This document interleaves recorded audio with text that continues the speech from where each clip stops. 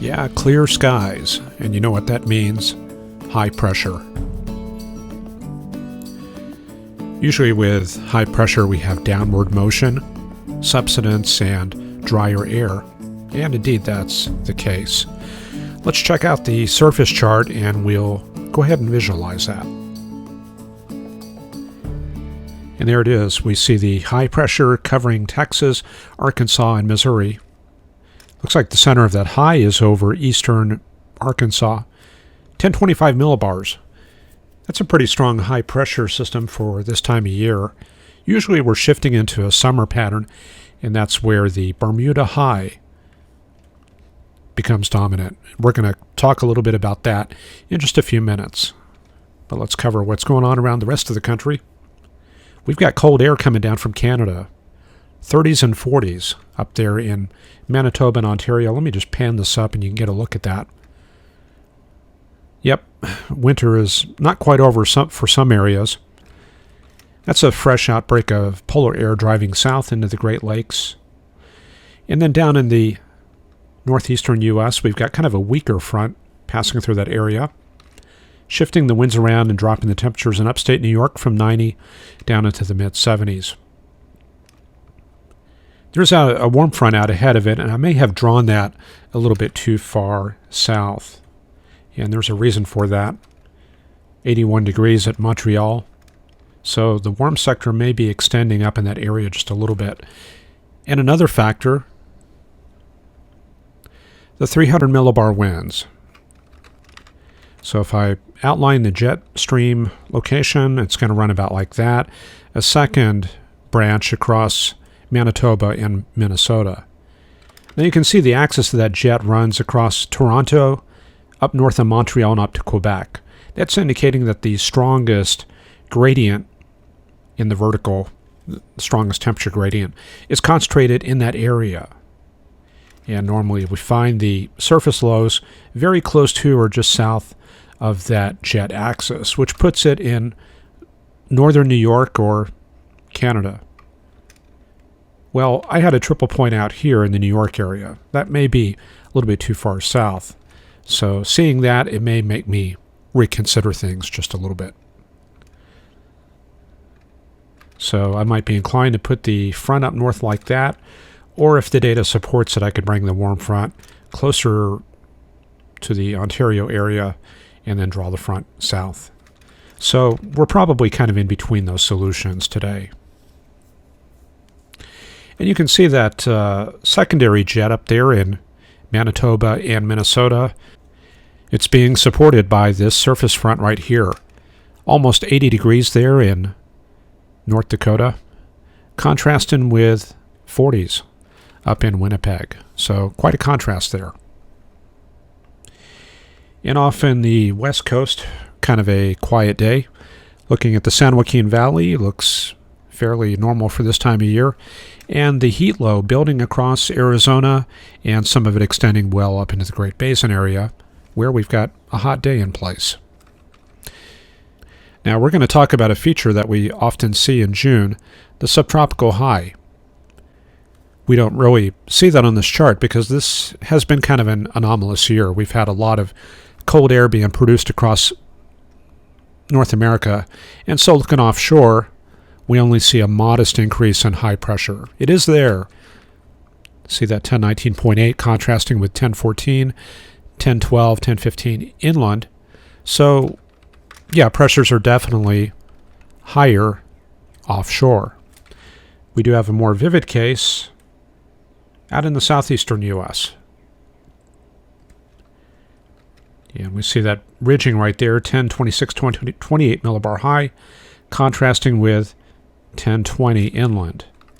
And we can see the isobars kind of curving inland like that, and that's a reflection of the Bermuda High. Well, we can take a look at the Canadian analysis and get a better look at this using more of the buoy and ship data. There's a map for this morning looking at the U.S. and offshore out in the Pacific. And what do we see here? 1030 millibar high. That's centered, looks like about halfway between Hawaii, which is kind of off the edge. Let me pull in Hawaii. We don't really give Hawaii much credit in this weathercast, but yeah, there they are. And there's Alaska way up to the north. So the subtropical high, this is actually a semi-permanent weather pattern, and it often extends onto the west coast of the U.S.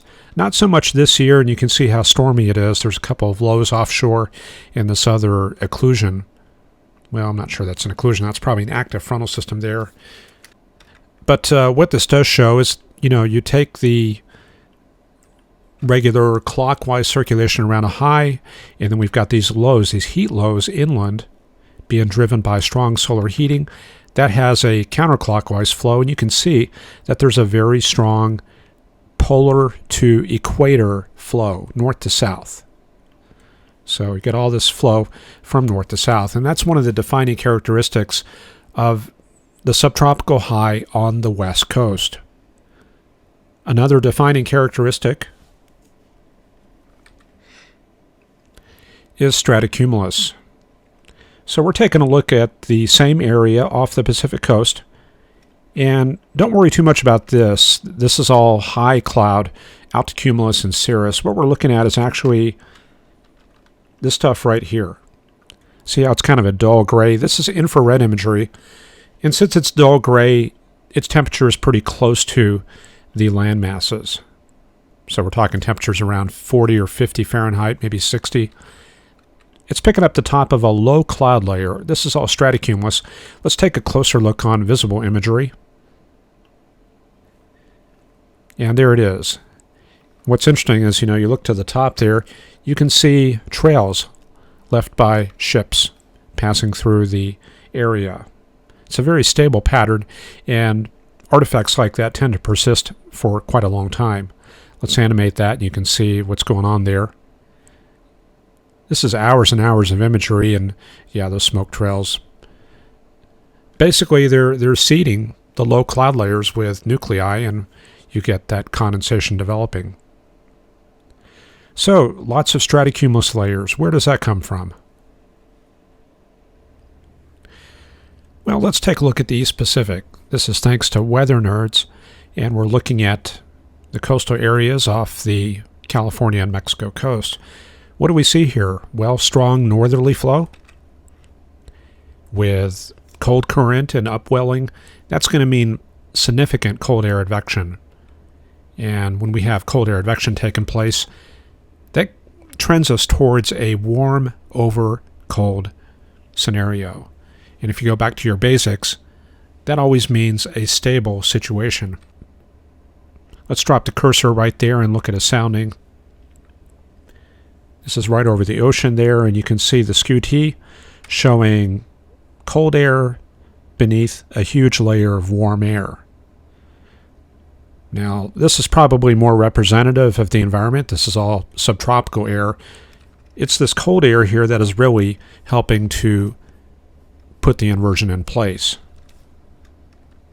And when we have an inversion, that's going to help sustain cloud cover and keep it in place, like you saw with those smoke trails.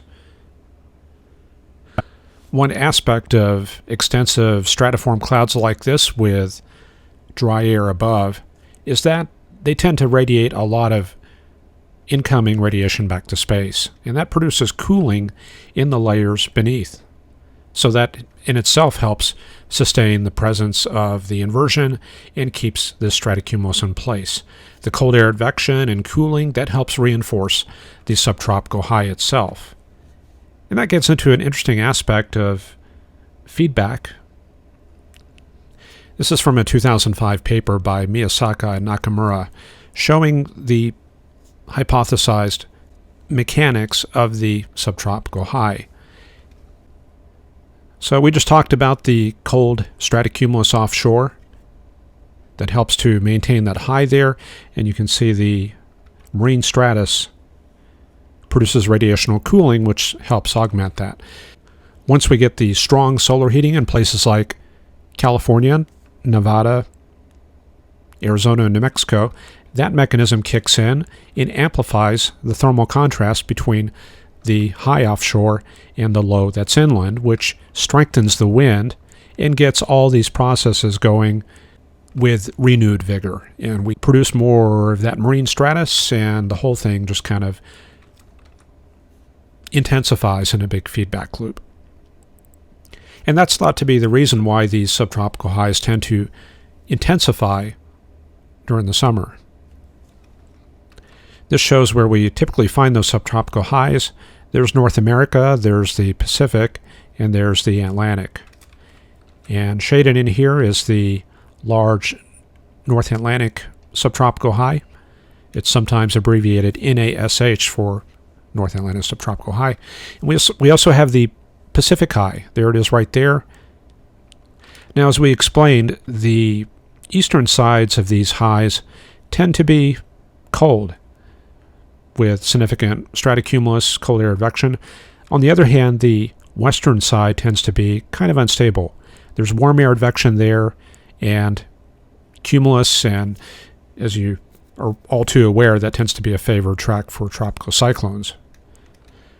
The part of it that affects North America is referred to as the Bermuda High. So it's actually tends to be centered out towards the Cape Verde Islands a little bit. Bermuda is like right there. But on the North American charts, we often tend to see closed highs pretty close to North America. And what's important is that ridge. See the little ridge that extends westward? That can reach as far as Texas and New Mexico later in the season. And that helps to drive the southwest monsoon in July and August. That extension of the ridge also tends to bring moisture and warm air north into the portion of North America east of the Rockies. There has been some speculation that maybe these highs are a little bit stronger than they used to be 100 years ago, and that may be the reason we're seeing more drought activity in the summer in places like Florida, Alabama, Texas, and there's still a lot of debate about that. Personally, I'm not really sure. I haven't really looked at that myself, but those theories are being discussed out there. And this chart down here shows the 500 millibar mid-tropospheric vertical motion, the location of the subtropical high shown there with a shaded color. And we can see that there's downward motion there on the eastern side of the subtropical high, and on the other side there tends to be let me do red on that. There tends to be upward motion. And that's because, the heating out there is a little stronger. We've got the warm air advection taking place. That kind of makes the atmosphere slightly more unstable, and we get a little bit more lift in that part of the high.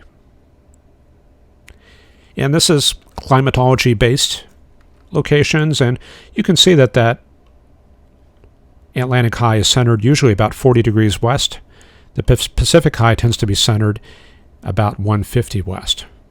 So that's at least several hundred miles offshore, probably 1,000 miles offshore from each of the coasts.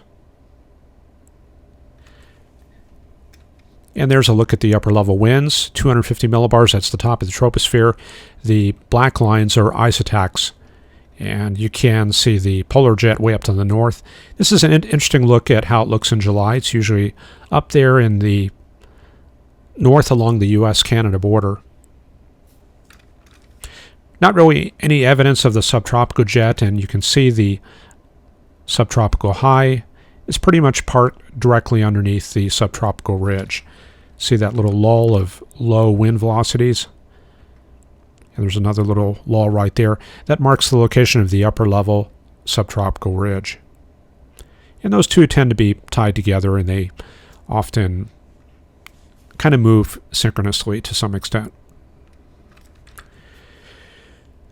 Okay, well, that's my quick lesson there on subtropical highs.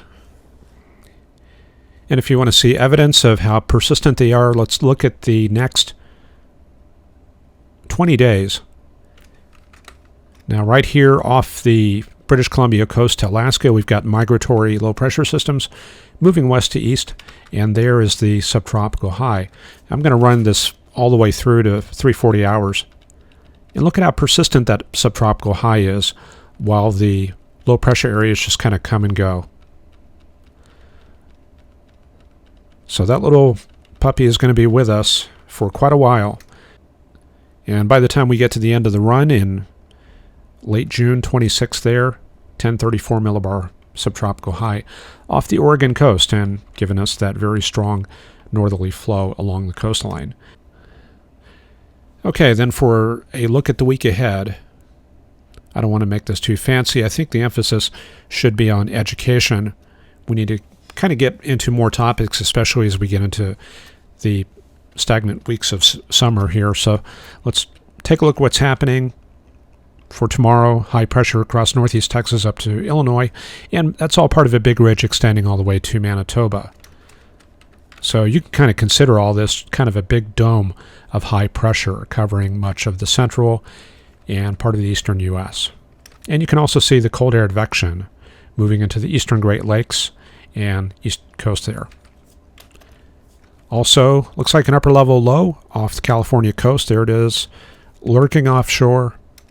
And in between, ridging in the southwestern U.S. up to the northern Rockies. And that's going to keep the weather kind of hot and fair in that region. And then just looking at the weekend, not much change. The Gulf does not open up. In fact, we got kind of an offshore flow there. There is southerly flow on the high plains, but that looks to be kind of a dry southerly flow originating from the deserts of Mexico there. Storms probably will go up, but those should be high-based unless they're pulling moisture from residual moisture or evapotranspiration, something like that. Let's see, going forward, the next big change, maybe the development of that return flow around Monday.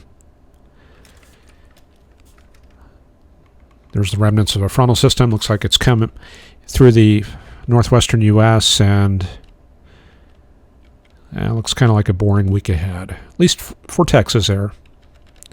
Some cold air settling into the northern plains and into the northwest, and that'll probably help keep the zonal component in place across the central Rockies. Okay, that's all I have for today. So I hope you enjoyed that weathercast. I'm going to try to look for some more topics to talk about tomorrow. Maybe we can start doing this every day. All right. Hopefully that was a good information-packed segment for you. If you'd like to see more of those, remember to support our stream as a Patreon supporter, and I'll pop that link up there. That will give you access to special unlisted videos that will be issued once or twice every weekend. So if you want access to that, just sign up and we'll take care of the rest. Otherwise, we're going to do one video tomorrow, and then we'll be back at you on Tuesday. All right, have a great Thursday evening, and we will see you tomorrow. Bye-bye.